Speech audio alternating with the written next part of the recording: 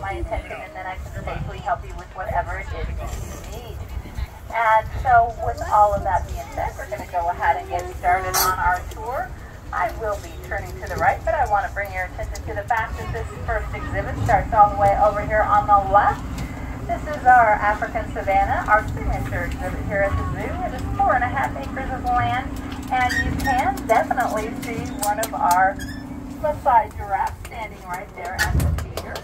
So the Maasai are the tallest of the 9 different species of giraffe, and they are known for having those really dark brown spots. As you look through here, this opening, you'll be able to see our other giraffe standing at the top of the hill. So in addition to the giraffes, we have out there on our savanna some, we have our Homerton guinea fowl, we have our repelled griffin vultures, we have some Thompson's gazelles. But again, the star of the show are the giraffe, and they are the tallest of the 9 different species. They have those dark brown spots. Our male migu, his name means legs in Swahili, which is quite appropriate for him since his legs alone are more than 6 feet long. And then we have our girls, Amara and Sunshine, and they are only about 15.5 feet tall, but still that's pretty tall, don't you think? So now I'm looking over here in this next enclosure for our zebra. We have a grubby zebra. Her name is Masika. Last time I saw her standing at the top of the hill, and she spent line kind of communing with the giraffe. Over here, she's moved back down. She's kind of under this tree here, hiding out just a little bit, but you can make her out by those pretty black and white stripes that she has. Now Masika is a grubby zebra.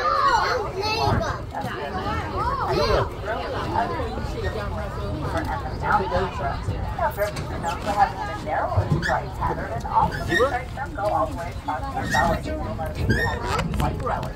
The reason they have their own separate enclosure here in the zoo, they're not out with the rest of those animals on the savannah. Grubby zebras can be a little bit territorial. They don't want to share their water titles with anyone. They will get quite defensive about it. So to make everyone happy, we gave the zebras their own space here at the zoo.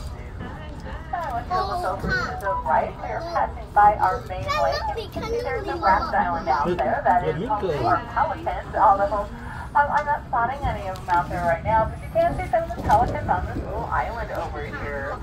Now that island is the home of our red ruffed lemurs, and it's so long you'll see some of those lemurs are laying on top of that tree. Wow. At the edge of the island. And we'll talk about those lemurs a little bit more, but let's talk about these birds over here to our left. These are the greater flamingos. So they're called greater, not because they're better than all other types of flamingos, but just because they are the tallest. And they're the most widespread. They can be found all throughout Africa, Asia, Europe, and right here in the United States. And interesting thing is, even though they look really, really big, they only weigh about 8 pounds. I was surprised when I heard that. And we'll talk a little bit more about flamingos and all their colorations later. We do have 3 greater flamingos that were born here in July. And if you walk down and look at them, you might be thinking, well, where are they? They are the brown birds that look like flamingos, that shape like flamingos, but they still have brown feathers. But now let's go back to talking about these red ruffed lemurs on their little island there. So we have 3 red ruffed lemurs, and lemurs are pretty cool animals. They are the only types of animals that are found in Madagascar. Not the only types of animals found there. The only place they can be found is on the island of Madagascar. There's over 100 different species of lemur. The smallest being a little thing called the pinikestomulus lemur, and that goes all the way up to the injury lemur that weighs about 30 pounds. Now the ones we have here is they weigh in at about 8 to 10 pounds. And another cool thing about lemurs is that they have 2 tongues. They have one tongue that they use when they are eating, and another tongue right underneath it. They have 2 tongues. They weigh 8 to 10 pounds. So now I turn to the right, but if we went to the left, that's where you are going to find the rest of our African animals, like our painted dogs, we have our southern white rhinos down there, we have our lions at the end of that trail, as well as warthogs. I love warthogs. But then when you get down there, you're going to have to turn around and come back. At first I thought flamingos were Get back down here, check out our camels. To the left, these are dromedary camels, and they're more than happy to give you a ride around the yard. I know they are dromedary camels because they only have one hump. They had two humps. They used to go to Bactrian camels, but whether it's one hump or two, what they store in that hump is not water. It's actually a source of fat. Okay, we're just waiting for a little traffic to clear out of the road right in front of you here. We'll continue on really slowly. So I do want to bring your attention to the fact that we are now leaving the African Trail. We are entering our tropic trail. And this first enclosure over here on the left, you might be able to smell the animal before you can actually see it, because this is the main wolf, and they put out quite a chunky scent in the air.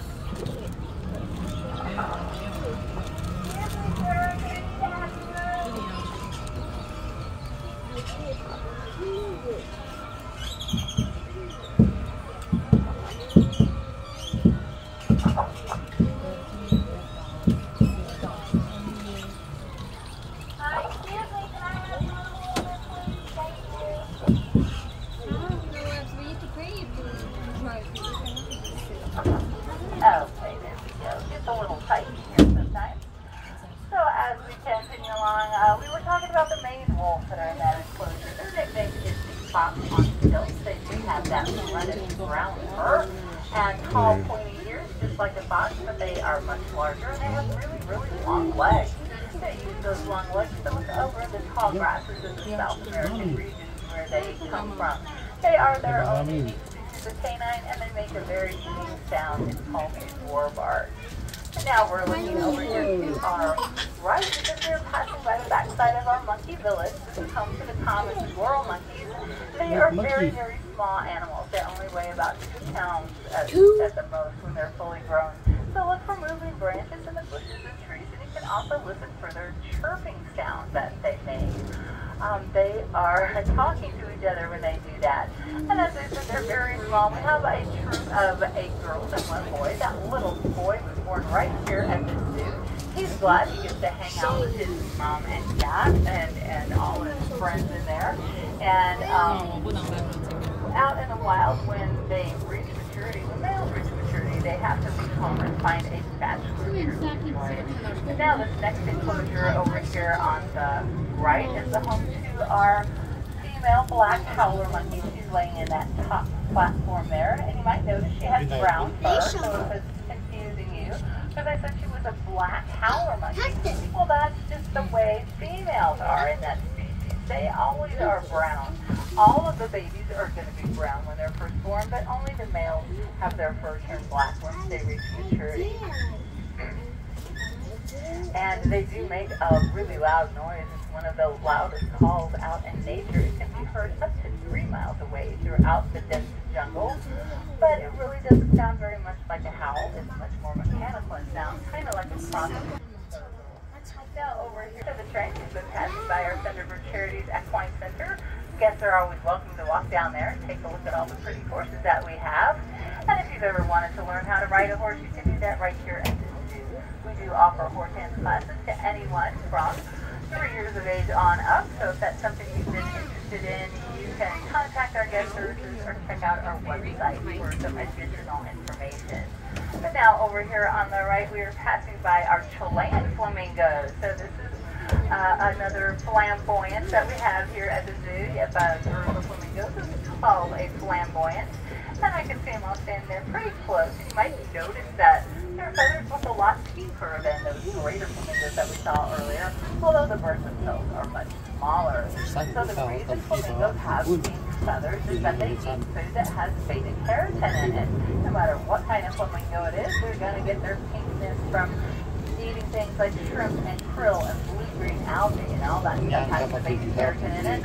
And those little baby flamingos that we had up front, the greater flamingos, they still have brown feathers. It's going to take them 2 to 3 years until they have eaten enough beta carotene to turn their feathers pink.